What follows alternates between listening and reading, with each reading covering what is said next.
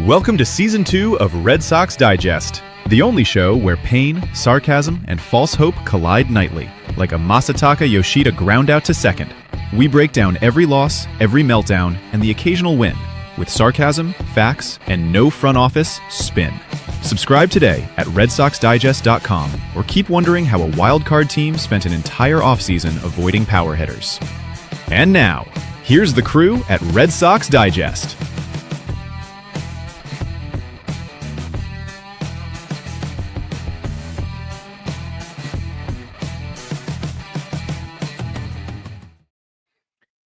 Good evening, sports fans, and welcome to another edition of Red Sox Digest. I am your host tonight, Jim Delfino.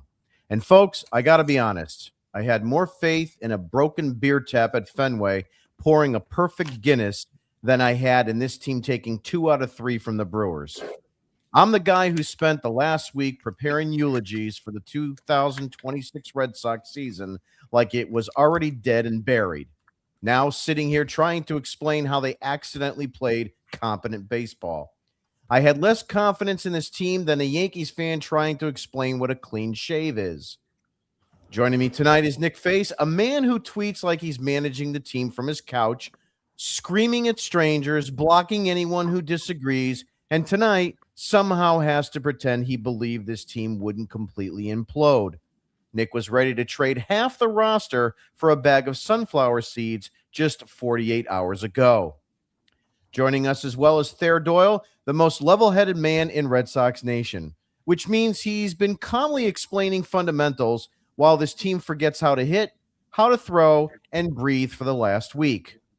Thayer's out here teaching baseball like it's a middle school classroom while the Red Sox are eating glue in the corner. And of course, John Martinello is with us, Mr. Analytics himself, the guy who probably had a spreadsheet explaining how a 2-8 start is actually encouraging if you adjust for wind speed, humidity, and emotional trauma.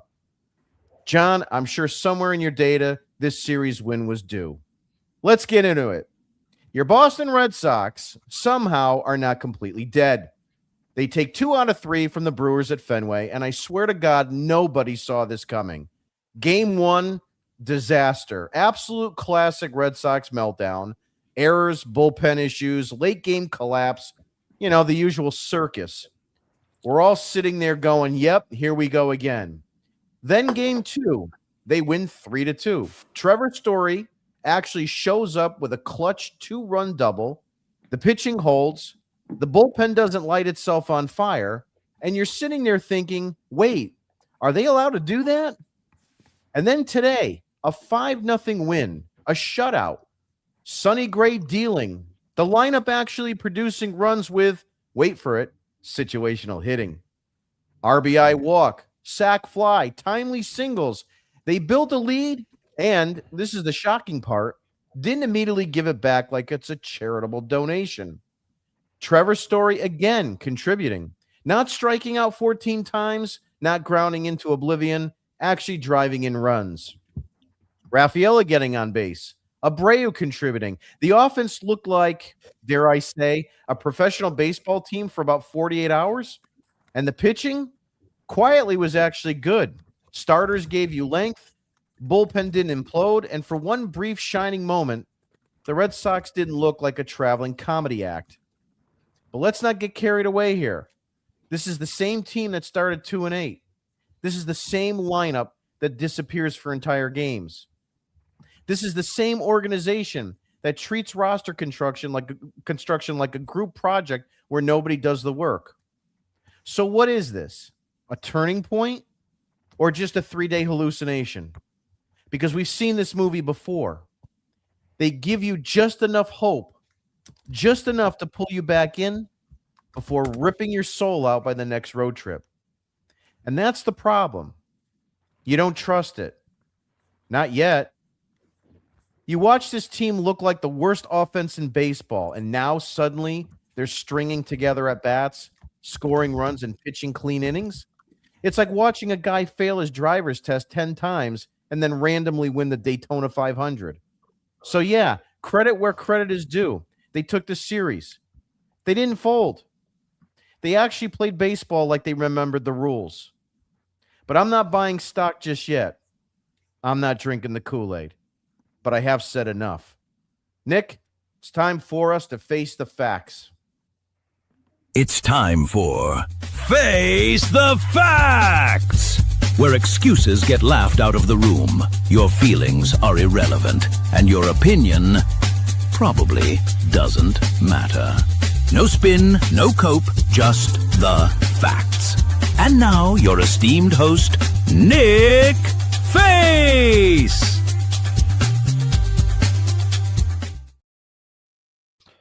Your word of the day is stunned. I don't like to be wrong. I don't. And I said that the Brewers were going to sweep the Red Sox, and the Red Sox take 2 of 3. Am I happy about it? Not really, because I still don't think that this team is anywhere close to being a competitive playoff-bound baseball team. I don't. I think last night's game, we got lucky. Today, I think the Brewers just didn't show up. I really do. If we want to get all hot and bothered about Trevor Story and the 5-hole now hitting, I think you need to leave the planet, because he'll probably have a weekend series where he'll whiff across the whole land in St. Louis, and we'll be right back to square one with him. So am I happy that he's settled into the 5 slot? Sure. Is this sustainable? No. The positive takeaway here is the guy that I thought actually was going to be half decent coming here to Boston was Sonny Gray. I think he's the talking point for me today. The lineup, it is what it is. There were walks, there were little dinky hits, whatever. That didn't excite me today. What got me into it was Sonny Gray, a guy that was brought in here as a veteran type that's going to take the ball, who's going to compete, and who you can trust. Today, he did that. I think we saw today a compete level with him. I think we saw a guy that reminded me a lot of Jake Peavy. I think that compete, that desire to win, that I want to get better, don't take that ball from me. I mean, that's what happened today with him and Cora. He goes to, don't you take that ball from me. I want that 1,000 times on my team. Give me John fire. Lackey in that too. Absolutely. Give me fire. Give me passion. Give me that ball. And that's exactly what we saw here today. I think we'll see probably that up and down little trip here with Sonny Gray, but I'll take a positive today. That was great on a day that you needed it to get your first back-to-back wins of the season. That was great to see. I think the other thing that we want to talk about here a little bit is the bullpen actually getting the job done on a day where Justin, Mr. Injury-prone Slayton goes down. And you also get the Oviedo news that we won't see him the rest of the season. We all told you that. We told you that. Damaged goods. So you had today a combination of, at the back end of the game, you had Ryan Watson, which we have seen.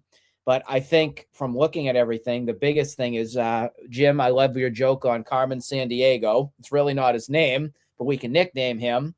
That's Robert Samiaggio, if that's how you pronounce it. He pitched an inning today. He did have a walk in there, but 3 Ks. That definitely impressed me. And Dippity-Doo Weissert is still on planet Earth.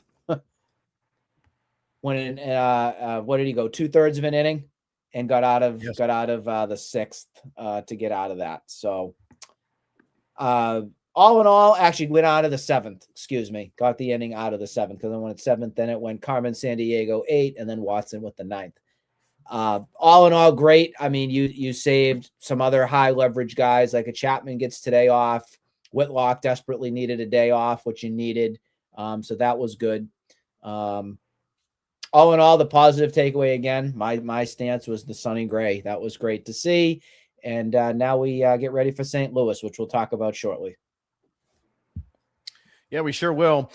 Face the Facts is brought to you by the Keyboard Warrior Kinetics, the only company scientifically proven to increase your typing speed on Twitter. Comes pre-installed caps lock, auto insult replies, and with a built-in you don't know ball button for instant arguments with Tristan Casas and Joyer on Twitter. Keyboard Warrior Kinetics, because yelling at your phone is a full body workout. I want to switch now over to the Martinello Minute.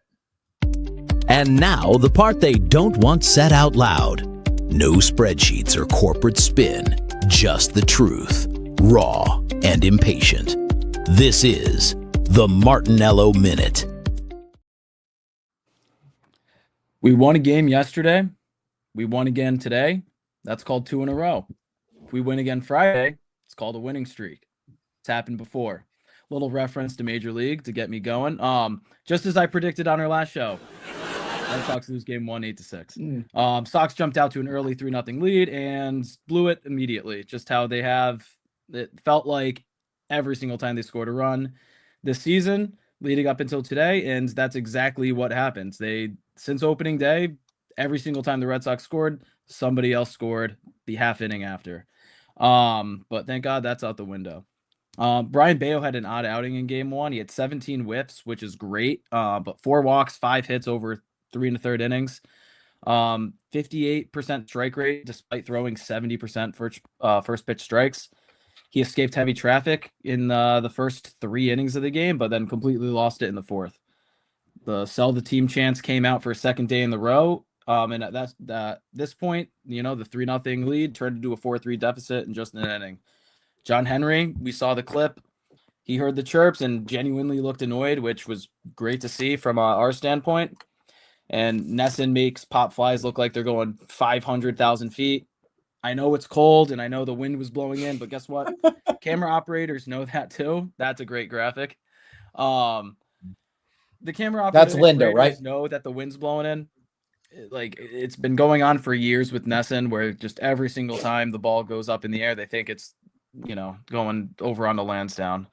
And I'm just sick of that, seeing that happen. But another thing from game 1, you're not going to win at the major league level walking 8 guys in a ball game. So that game sucked. So enough talking about that. Game 2, Garrett Crochet got a second chance to pull the Red Sox out from the depths of hell. 6 1/3 innings, 7 strikeouts, 2 runs, one of which was charged after he was pulled. And shout out to Zach Kelly for not imploding. That's a first for him. And that was enough. Yep. Crochet earned the win over Mizorowski, who struck out 5 of his 6 batters he faced. He struck out 10 in the game and was just dominant until this. I believe it was the 6th inning where he just completely fell apart, walking 3 batters in a row. And then he was pulled and the Red Sox started scoring. Trevor Story was the difference in game 2. Bottom of the 6th, came up with the bases loaded, and Pat Murphy had to be smoking on something illegal, because I don't know why the hell you're putting in a left-handed pitcher against Trevor Story, but I don't care how bad Story's been. You give any veteran in this league an advantage with the bases loaded, they're going to do some damage. So 2-run double by him, followed up by Caleb Durbin's swinging bunt, gave the Sox a 3-0 lead. That's all they needed. They survived game 2, and after that, Garrett Whitlock, 1-2-3 inning. Great to see after the night before absolutely imploded. And then Chapman in the 9th. It's freezing outside. Guys aren't going to be throwing as hard as they typically do. I'm not concerned at all about his velocity drop in that game, but maybe we'll get into that later. Sox win game 2, 3-2. And then today, Nick said it already, Sonny Gray, phenomenal quality start. 6 1/3 innings, 3 hits, 2 walks, 2 strikeouts, and most importantly, no runs scored. His cutter was really good. He had a 40% chase rate on that, and his sweeper generated a 33% whiff rate. Trevor Story added another 2 RBIs today, and he has 8 now on the year. I think that leads the team. Wilyer Abreu keeps getting it done against left-handed pitching. He went 2 for 4 with an RBI. And lastly, Wilson Contreras, best series of the year, and he did it without killing anybody on the Brewers, so that's good to see. He had 5 hits, 1 homer, 3 RBIs, 3 runs scored, 4 walks, not including the hit by pitch.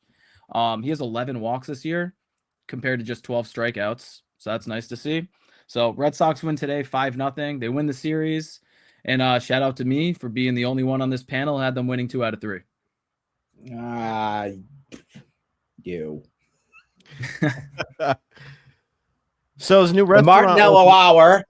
Yeah, new restaurant open up. The Martinello Minute is sponsored by the Expected Bistro, where you order a steak and never actually get one. But don't worry, the nerd data says it was incredible. Our chefs specialize in advancing metrics cuisine. Your meal had a 97% expected deliciousness, XED, elite seasoning velocity, and a top-tier chew rate. It just didn't show up on your plate. Ask for the check. You'll get a spreadsheet explaining why you already paid based on projected satisfaction. The expected bistro, because who needs actual food when your numbers say you already ate? And now it's time for the third strike. And now, it's time for the third strike with Thayer.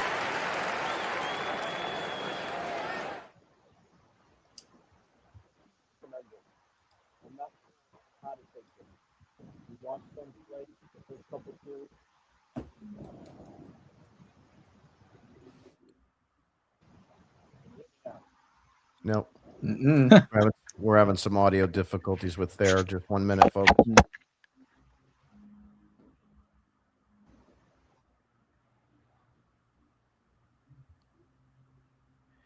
All right, we're gonna have He's to a come back mime tonight. Yeah, we're gonna have to come back to He's a Thayer mime. on the He's at a third loss strike. for words. The Red Sox won 2 out of 3. He is. He's having a little audio difficulty. If you can hear me, just chime in when you got your Yeah, you want audio mine? back. There you go.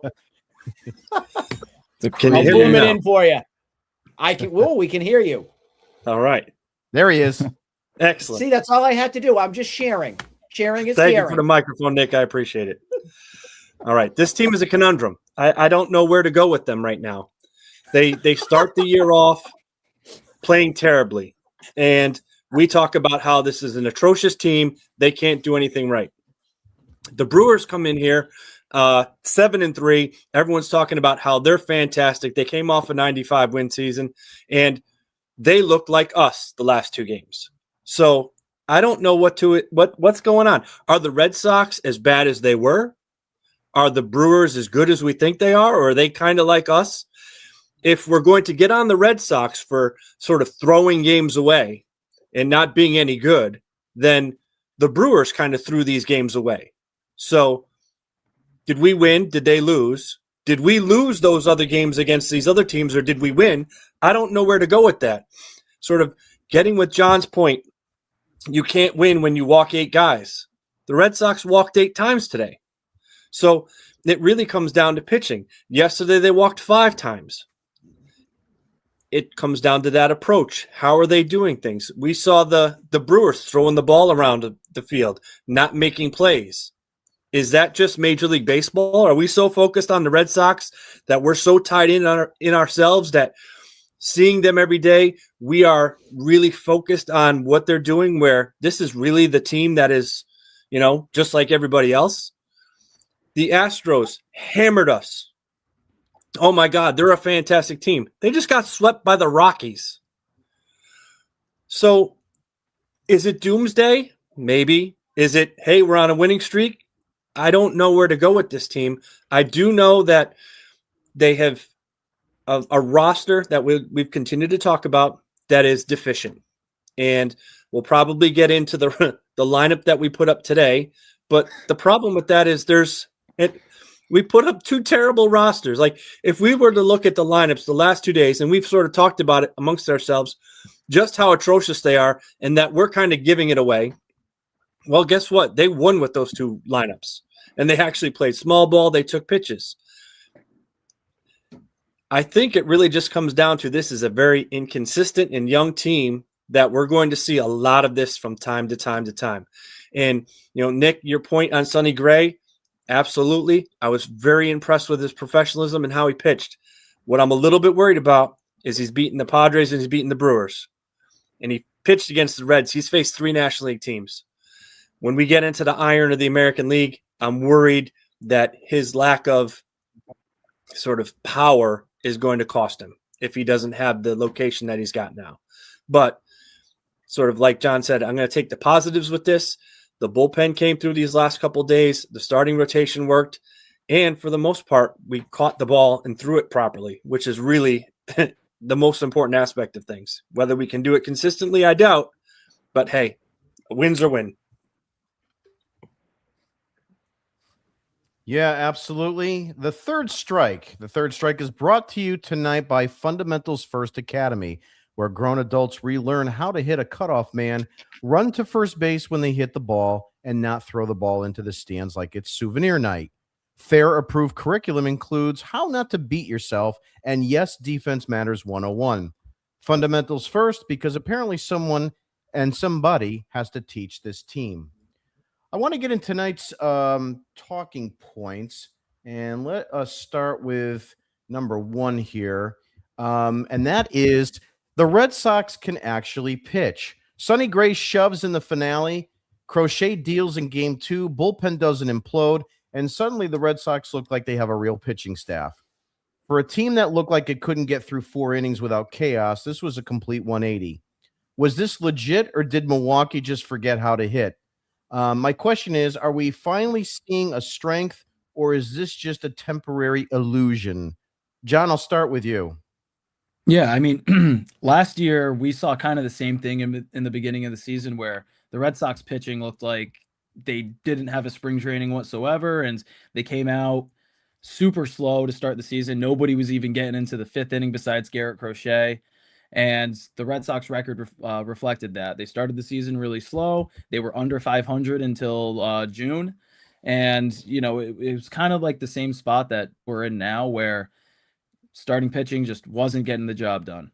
And so same thing this year. Every single game that the Red Sox have lost, I don't think that that the starting pitcher has gone into the sixth inning to be in line for a win or a loss.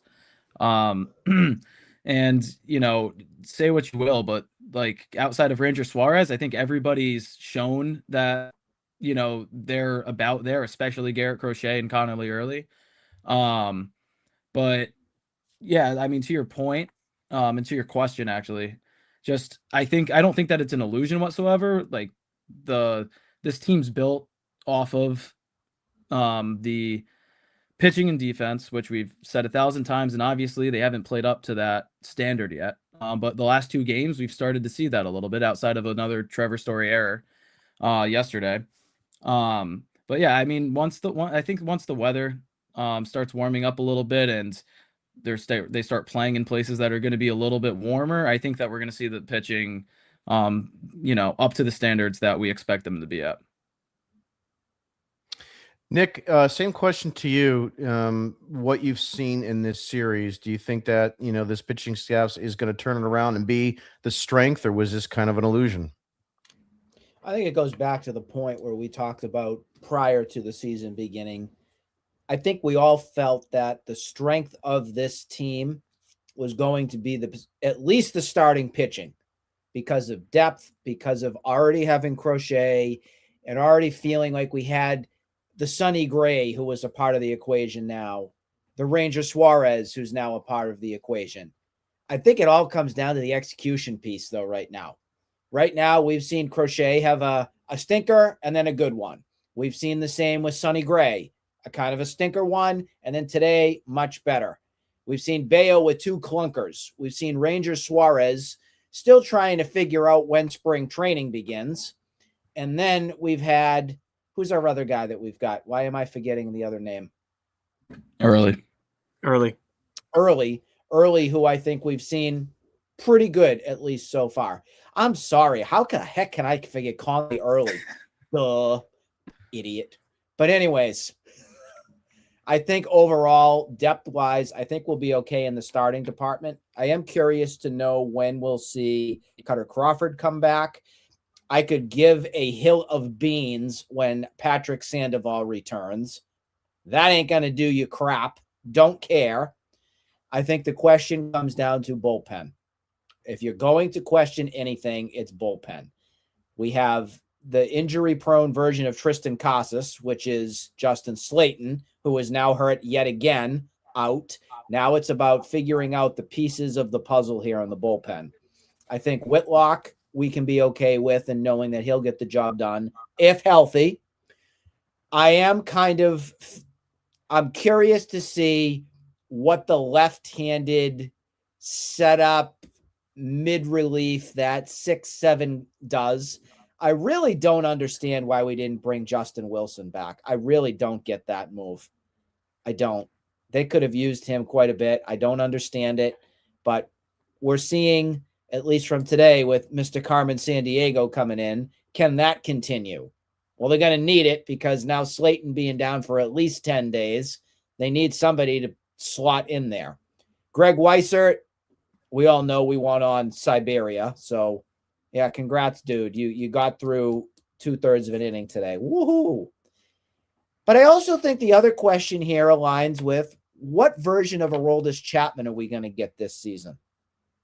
Early on, I think he's of course not been the same. Are we going to chalk that up to it being early? Are we going to chalk that up to it still being cold? Maybe. But I think we also need to come down in our expectation here and do not expect what you saw last year again. I think if you see something in the mid twos to a 3 ERA of some sorts, I think the biggest thing with him is going to be control. If he can keep his control going like he did last season, I think we'll be in a good shape. But I think health-wise, I mean, the guy's 38 whatever years old in Dominican age, but I think he still looks like he's a 20-year-old. That's just how great that he takes care of himself. So I'm not overly concerned on that department. I am chopping at the bit, though, to see, and I know they're going to play this whole, got to keep him down to make sure the whole contract doesn't trigger. But I do want to see Peyton Tolley up here. I do. I think that will excite some things. And heck, if you go to another start and you see another Ranger Suarez crap show, crap your pants special, I want Tolley in the rotation. I do. And we can say sayonara to Ranger and put him on the IL. Let him figure it out. Because I think he's packing it in right now. That's my take. Fair, over to you on the pitching as it relates to, is this something that we can, see a strength in, or is it just an illusion right now? Well, in relationship to the offense, it's absolutely a strength, but that's not saying much. But I think it's going to be like Nick said, the starting pitching is really going to be the backbone of this team. And I agree that the back end of the bullpen is not going to be what it was last year. Chapman he can't live up to that.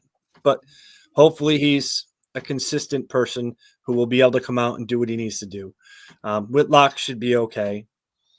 Slayton, his injury is unfortunate, but he is injury prone. The problem is we don't have anyone with stuff that's sort of comparable to that. So losing him is going to be important. And it really, as we sort of noticed, if they can't get 5 at least and then into the 6th, the underbelly of that bullpen is just not capable of producing on a daily basis. The Weiserts, the Kellys, I know he's done all right, but Watson, he's a Rule 5 guy. How many Rule 5 guys last an entire year where they're capable of doing something? And part of this might be that maybe we don't worry about the full season out of these guys. This might be where Cora just blows them out, and as soon as they're done, you sort of take the Tampa mode, pitch these guys so they can't pitch anymore, and then bring somebody else back up. That might be the way they're going, but it's very difficult to rely on guys who are Rule 5 and 28-year-old rookies and guys who are making their debuts at that age. They're doing that because they weren't capable of sort of catching on somewhere else. But I think the pitching will be okay. It's going to be better than the offense. We're going to need more games like this. But again, you win a game 5-0, it's all right, but it was really gifted to you. Yep, exactly. Moving on to our second talking point is about Trevor Story. Trevor Story decided to play. We've been burying this guy, and then he shows up in this series like he's trying to win custody of his reputation back. 2-run double in game 2, RBI production at multiple spots. He was actually clutch, which kind of feels illegal at this point. And half the fans are saying he's back, and the other half are saying don't fall for it again. My question is he turning it around, or is this just kind of an annual 3-game story trap? Thayer, I'll start with you. I've been all over Story for the last couple of years. However, you have to give him credit for last year. He's a professional baseball player. He's someone with pride. I think to be to excel at that level, you have to have confidence. You have to be on the verge of cocky. You have to have a lot of faith in yourself. And even when things are going wrong, you have to believe. And he does. And I think it's not easy to go from the 2-hole to the 5-hole. It's a demotion. They have an ego, but he's taking it well. He's producing. That's what happened to him last year when he understood his limitations and went the other way and stopped trying to yank everything and pull out. He was a serviceable baseball player. You know, if you look at the end of the year, and yes, he had a terrible beginning and his end of the year wasn't the best, and that was specifically defense, and we can talk to that a little bit later. But offensively speaking, he is an intelligent person. He's one of the few guys that is actually intelligent on the base pass and in the box. If he maintains that focus, we're better with him than without him. John, same question to you. Your thoughts on Trevor's story? Yeah, I mean, he finally gets slotted down to the 5-hole in this series, and he went 3 for 11. He had 6 RBIs, 2 in each game. He only struck out twice. And we're still waiting for the first walk of the year. I think he's only one of around 4 to 6 qualified hitters that still haven't walked. But listen, you get demoted and you're a professional about it. He, again, 2 RBIs in each of these games, especially in game 2 where you know, biggest stat bat of the year for him to that point. He came through. But you know, like Thayer said, last year he started really slow. Every single person on the planet was calling for him to get DFA'd. And then, you know, they get to Atlanta last year and everything turns around immediately. What are we saying here? Good riddance. Yeah, exactly. So, you know, he's a guy that at least last year in his first season that he actually played more than 100 games with the Red Sox, took him a little while to get going. And hopefully that's the same case this year. But, you know, through one series of him not hitting in the 2-hole, I have nothing to complain about whatsoever. Nick, turning it over to you. Trevor's story.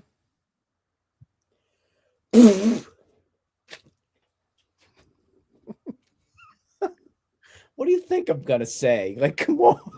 This segment was so perfect for me. I know why you let me go last. Of course I know why you let me do that. I can't stand Trevor Story. I can't stand him. I never wanted him here initially. He is the reason Xander Bogaerts is not here. I was a huge Xander guy. I'm not going to get over these things. I had a funny customer today.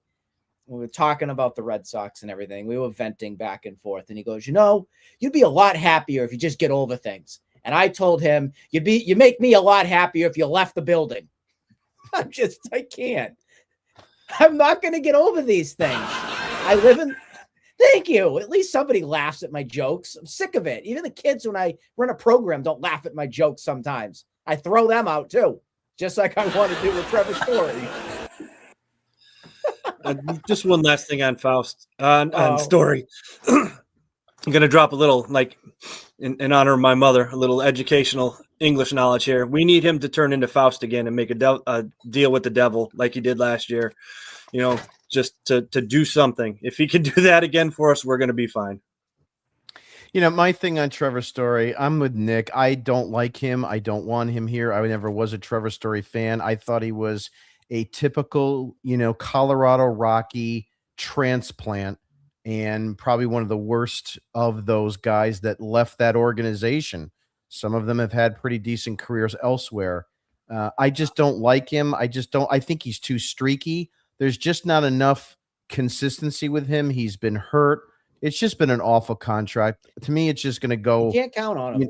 You know, you can't count on him. I think it's just going to be one of those things where, you know, when it's all over and said and done, he'll be forgotten about pretty quickly. And it's going to go down as one of the top 10, you know, worst contracts that they ever signed. I got to move along. I got a really good thing. I got to move along. Yep. I know. The offense did something revolutionary, situational hitting. Game 3 especially, RBI walk, sac fly, singles with runners on base, no hero ball, no 3-run home run dependency, just actual baseball, which makes it even more infuriating because Where the hell was this all week? Fans are more annoyed than impressed because it proves that they can do it. My question to you, Nick, I'll start with you. Is this an unlocking of the offense, or is this just a little bit of luck? 60 I think seconds. we had a little bit of luck with walks, number one, and then I guess you can't stink all the time. I guess you can't. But yes, getting on base makes a difference, guys. It makes a difference. I don't care if you bunt the ball. I don't care if you walk. I don't care if the opposing player makes an error. Get your sorry behind on the base, because this team does have potential to have wheels, meaning you can steal bases, you can manufacture runs, things that we have been screaming off the mountaintops for. Get on base. Wouldn't you think? The Moneyball approach. Yeah, John, 60 seconds. Your thoughts on the hitting? I mean, we've said it a couple times on our last couple of shows. We all know that this offense is gonna have a series like this where they put up runs consistently, they get guys on base consistently, and then they're gonna have series like they did in Houston where, you know, you go down 1-0 and you think the game's already over. It feels like you're down 5-0. So you know, it's hard to say kind of what I expect out of the offense, just because, you know, we don't know what we're going to get out of it. So that's why, you know, the pitching is so important for this team. You're not going to win too many games when you're giving up 4 or more runs. So you know, when the offense is drawing walks, they're not striking out, they're going to win a lot of games. And you know, we saw it in this series when the pitching's giving up runs and the hitters are striking out, swinging at balls that are bouncing in the opposite batter's box, they're going to lose a lot of games. So, you know, and one thing that I really appreciate out of Alex Cora right now is the fact that he's willing to let the guys play small ball, or maybe not let them, but make them play small ball. We've seen in the last couple of years that he has tended to stray away from that idea, especially getting multiple runners on base with 0 outs. He's always kind of let the guys go ahead and hit. But this year we've seen it multiple times now where guys are laying down bunts. And then on top of that, guys are just getting the job done, especially in this series when, you know, runners on base less than 2 outs. Yeah, you know, I think the problem, I like small ball too, and I think the problem is this drive line. You know, it's all about absolutely. It's all about launch angle. It's all about Pete Fatsi. It's just, it ruins that part of the game. I mean, I don't understand what the problem with, you know, bunting runners over and then driving them in with a sacrifice fly, why that's a big issue. I mean, Navarez, you look at his bunt, I forgot which game that was, but I mean, it was textbook. You couldn't ask for a better bunt than what he provided you. He learned how to bunt from David Hamilton. Yeah, I know he's doing great for the Milwaukee Brewers. Thayer, your thoughts on the offense? Is it going to come around? I think it'll come around, and I think they'll get there to the point where probably they're a little bit more sort of situational. I don't think it's going to be as impressive as we want it to be, but it's sort of ironic that we talked a little bit about the lineups. Today is the day they did most of it. Now, Kiner Falefa, you have Navarez, Durbin, Contreras, and Montessorio. All guys that were not in this organization at the beginning of the year last year, when you count Navarez. But the other 4 weren't even in this organization this year. So they are coming from places where, you know what, situational hitting, drive line isn't something. And that's what happens today. We sort of talked about it. You know, oh my God, and they're also guys that are used to being bench guys, doing what is supposed to be done, role players. And look what happens. You know, we mock that it's not sort of the 04 Red Sox, but you know what? Right now, we're not going to get the 04 Red Sox, and our starting roster isn't the 04 Red Sox, even when they're in there. So they're not going to be hammering the ball all over the place. Maybe they can take a little bit of lesson from these guys who are willing to sacrifice a little bit of personal glory for team pride. Yeah, the one crazy thing about the Red Sox, I put this tweet out today, you know, it doesn't look like a team that has a $264 million payroll, especially when $35 million of that payroll is dedicated to injured players and players who are no longer on this organization. So $35 million just thrown away to people who are not playing for you. Moving to the last topic before we go to the lineups and matchups for the next series. Trusting the Red Sox. It's kind of like a little bit more of a little bit from what I just said, so we won't put too much time on it. But the lineup's coming off a brutal start. The lineup, they're coming off a brutal start. The lineup disappears for games at a time. The front office hasn't really inspired confidence, and the fan base has been pretty much broken right now. What is it going to take exactly for you to believe in the team again? Nick, I'll start with you. What's it going to take for the Red Sox for you to believe in them right now? Do you want me to lie? No, tell the truth. And you can't just say winning. What are you going to say? You mean for this team right now, not organizationally? Yeah, this team. I can't trust this team until I see what happens come August. I think right now we have about a 500 team. I don't think they're as bad as we've seen this past week. I'm going to tell you that. I'm going to be honest on that. But the question here is, can this adversity that they face in not really being able to hit, not really having situational hitters, question marks in the bullpen, defensive issues, can Roman Anthony be an actual stud in baseball? I think that's my biggest question that I have regarding the whole entire organization and team right now. I look at square one. We were told Roman is a star. I don't see it, guys. I don't see it.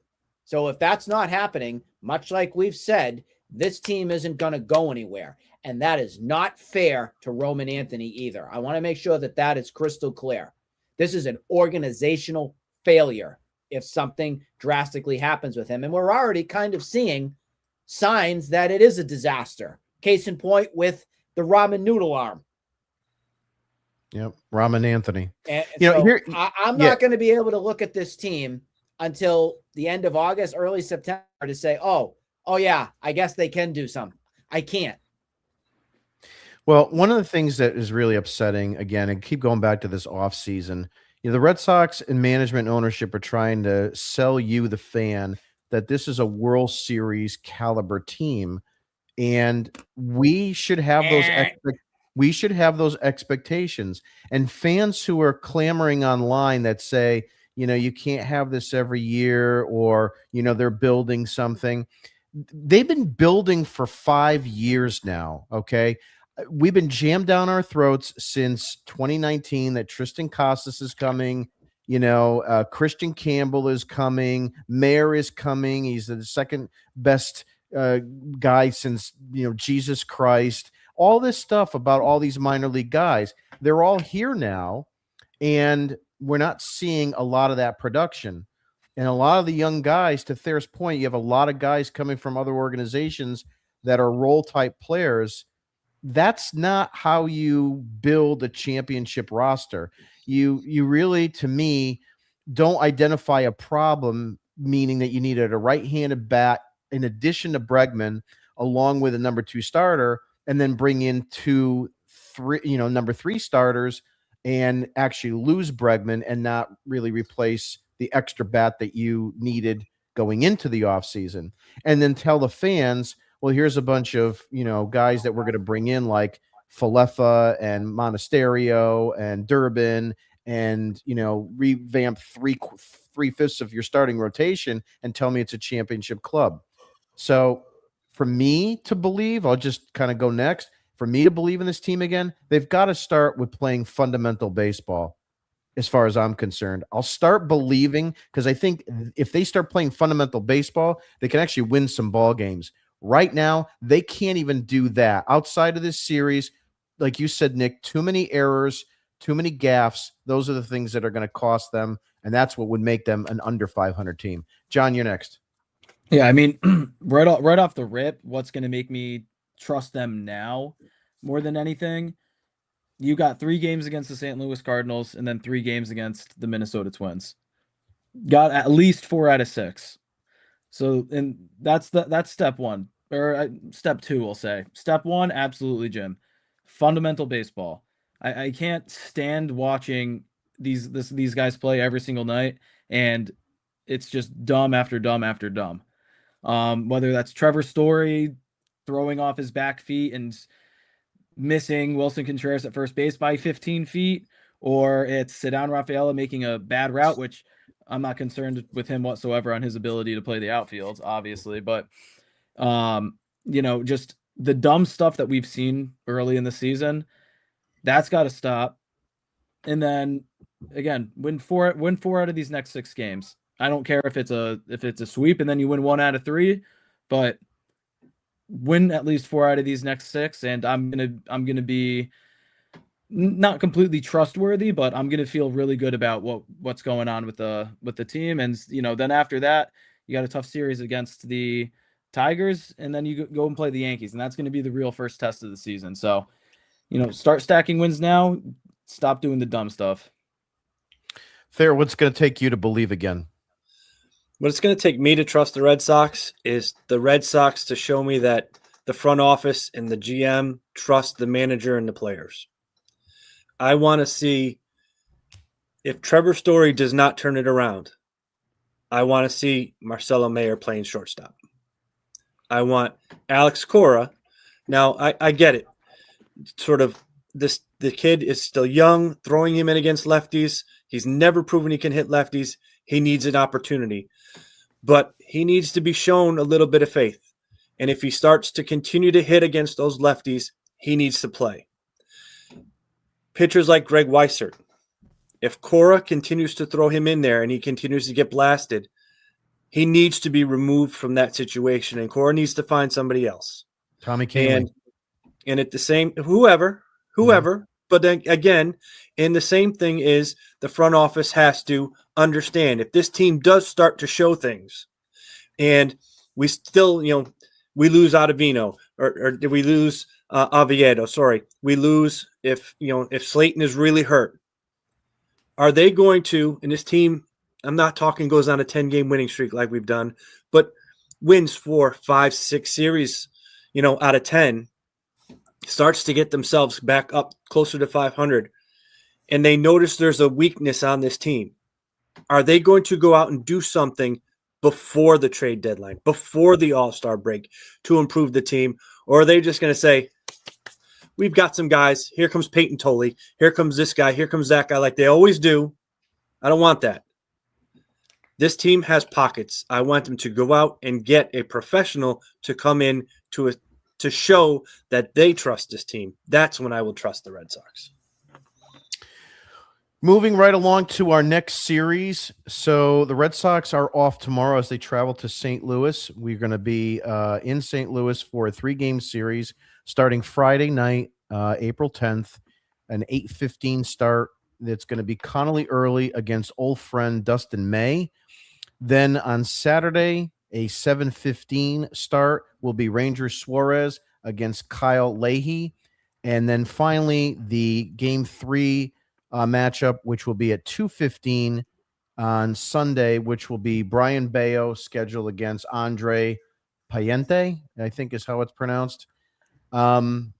So Dustin May comes in at an 0-2 record with a 15.95 ERA. He's been absolutely awful for St. Louis. Leahy is 1-1 with a 5.40 ERA, and Payente comes in at 1-0 with a 1.80 ERA. So Thayer, let me start with you. What is your prediction for the 3-game series coming up? I'm going to say 2-1. I'm not going to go with the sweep. This team is still a little too inconsistent. They have to beat Dustin May.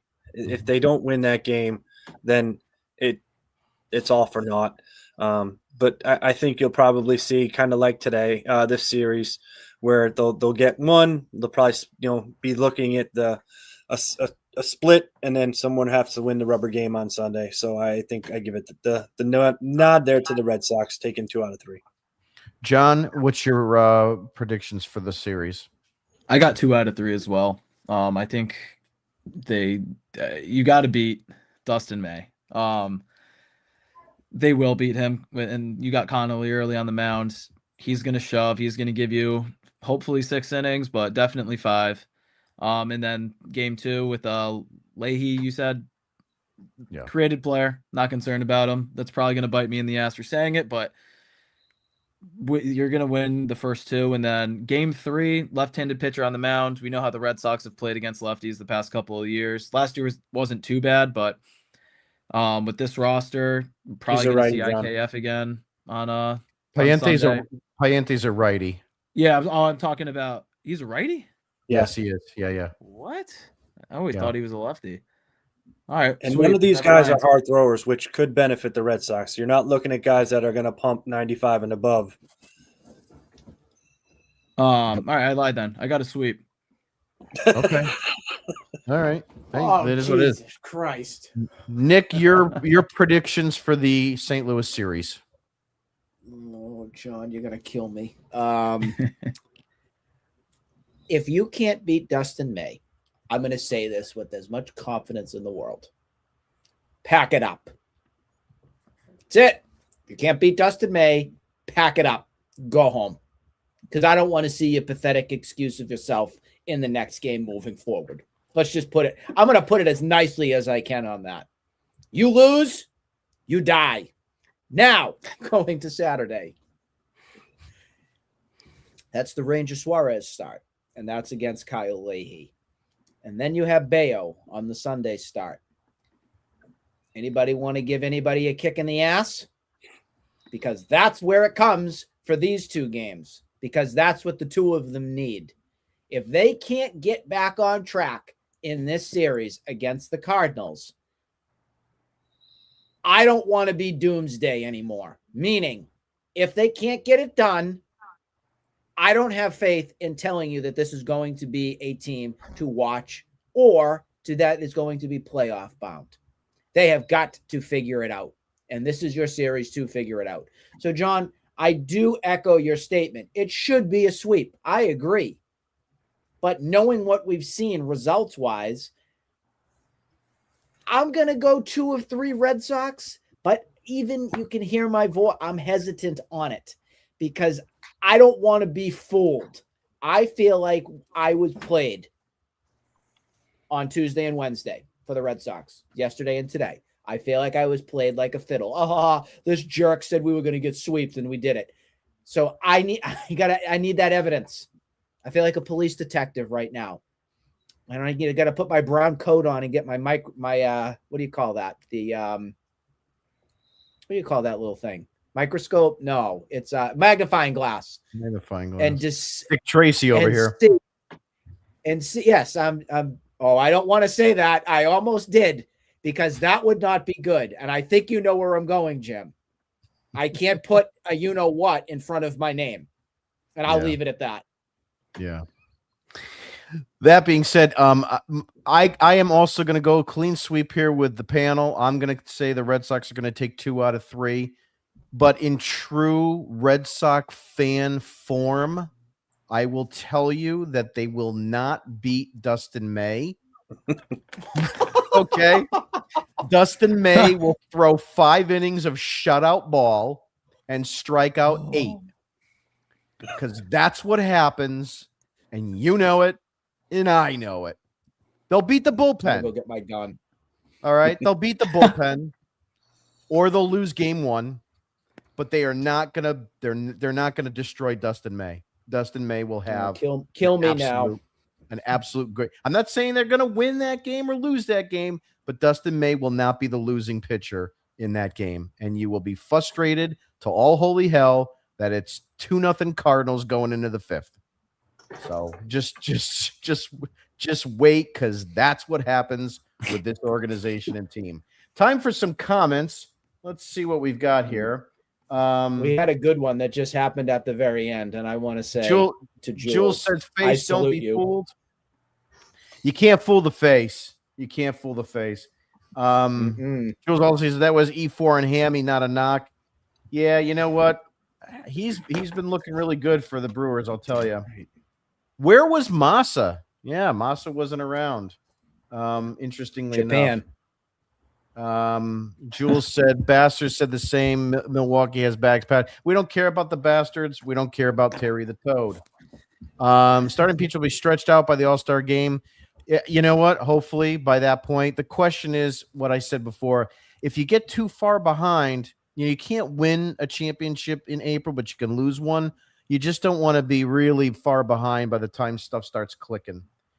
Groovy Weenie, again, loves the Martinello Minute. There is a T-shirt. If you haven't ordered one yet, go to RedSoxDigest.com, go to the store, and you can buy your own piece of the Martinello Minute. Red Sox are trending. I'm 70, been trending since 55. We'll see how it goes. Hopefully they turn it around and we've got a good series coming up. Popeye Doyle. I don't know about that. Yep. And YouTube didn't notify you. You may want to check on that. I'm not quite sure if there's any kind of issues with YouTube today. But we appreciate the comments. Waited all day for this. Thank you very much. We appreciate it. Core sits as best defender in Mayer. Mayer's going to be a platoon guy, it looks like, all season, unless he starts killing it with a bat and starts showing that he's Cora's ragdoll, folks. That's what he is. Cora's ragdoll. Yep. Pissed me off that he wasn't in the lineup today. Jules said didn't address the mid pen. Weisert's part of that mid pen. I don't know. They're okay. I'm not a Weiser fan, never will be. Nate says, right with you, Mr. Face. Dude never That's my misses. grandfather. Betty says, Nick, I feel and felt the same about Story and is the main reason she hated Bloom. He is injured when paid. Bogey would have signed for that money, and the problem with Rafi never would have happened. I totally agree with this. I don't know about you guys, but if Bogarts was still here, number one, everybody says, oh, it's a terrible contract. Forget about the contract that he signed with San Diego. You would not have signed him for that money. You would have gotten him, and if they had signed Devers 2 years prior, they would have gotten both those guys for the money that they signed Devers for alone. Not only that, but if Bogarts was here last year, I don't think this stuff with Rafi gets out of hand. I really do. I think Bogarts would have taken him aside and he would have calmed him down, and both of those guys would still be here. If Bogarts were here, there wouldn't have been a Bregman because they brought in Bregman to be a leader. Bogarts would have been your leader. Story would have still been playing second base. Yep. Where it should be. That's exactly it. That's exactly it. He would not have been here. That guy was begging for a contract till spring training, and the Red Sox wouldn't give it to him.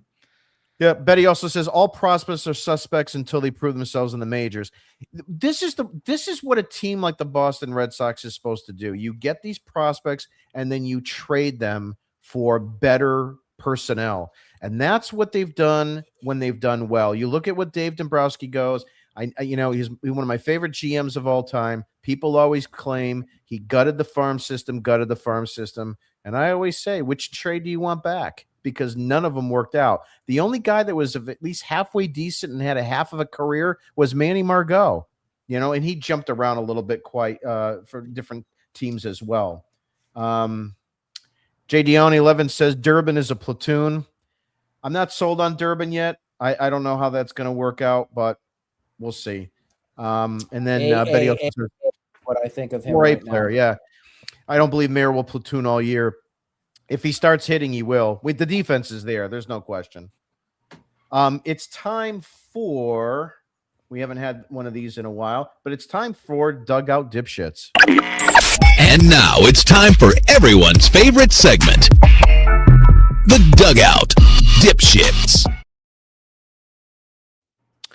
So today I put out a tweet, and I said after I saw the lineup, I said, I'm at the part of my Red Sox life where you have Andrew Monasterio batting second for the Boston Red Sox in what is a guy who's a platoon player that was a throw-in from another organization, and now I've got to see him be the second batter on my Red Sox team when you had a history of all these great players over the course of the last 50 years, and now I have this. And so not only was it irritating enough, but Hank Chapman said to me and in the comments that I should get a new life. And what I'll say to Hank is, you should get a new dental plan. You guys think he's related to Aroldis? I had questioned that. I had In his questioned belly. that. Yeah. I reached out to Aroldis. I haven't heard back yet. So remains to be seen. Any last minute I do. things anybody wants to? Nick, go ahead. Before you rudely interrupted me on one of your segments, I wanted to read my statement. Oh no! This one. Trevor Story is the equivalent of Dave O'Brien. I wish we had Xander. I wish we still had Donnie. Well said. Well said. Anybody else for tonight? John, go ahead.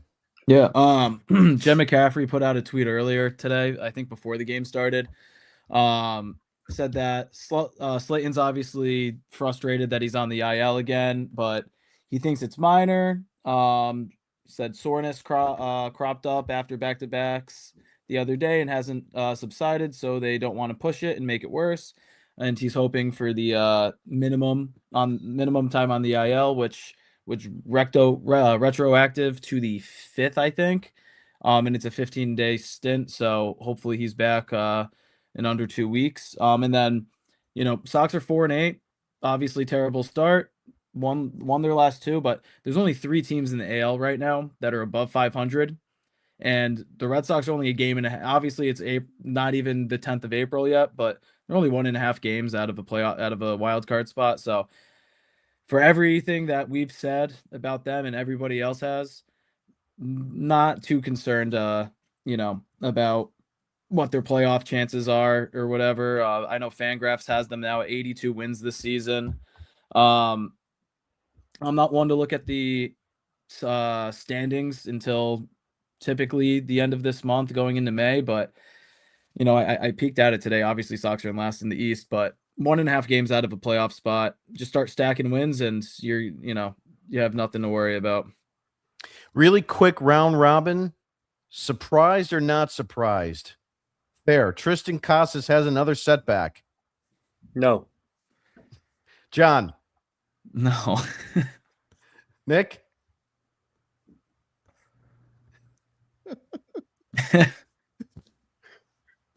Surprised or not surprised? Justin Slayton is hurt. There. No. John. Indifferent. Nick. Surprised or not surprised? Johan Oviedo is injured. There. Nope. John. I actually am surprised that he's injured. Nick. What? That's what Present. I thought. What? Bueller. That's all the time we have for tonight. I'd like to thank the panel, Nick, John, and Thayer for being on with me.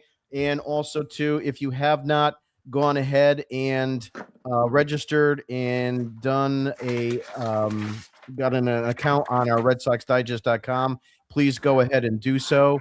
On there, you can get a free account. And yeah, I know, and get a free account, and we get the emails of the games after the next morning. I'll send the articles out, and also too, you can get copies of this podcast as well.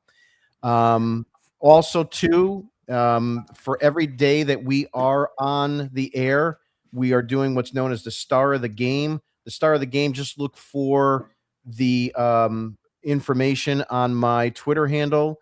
And it'll talk about how to register. All you have to do is before the game starts, just put in who you think the star of the game is for that particular outing, and you get a star. And if you have the most stars by the end of the season, you get a $100 gift card to the MLB shop. So, Nick, who was your star of the game today? Oh, Sonny Gray. Absolutely. That was my guy. So good to see that. Very refreshing. Confidence, wants the ball. Team Sonny. Okay. So Sonny Gray is your star of the game. We'll check to see if anybody had a match, and then we'll keep those tallies up till the end of the year. All right, everybody. Have a great night. We will be back with you, I believe, on Sunday night. So we'll be able to wrap up that St. Louis series, and we'll have all the breakdowns. And if there's any breaking news, we'll fix it. Have a good night.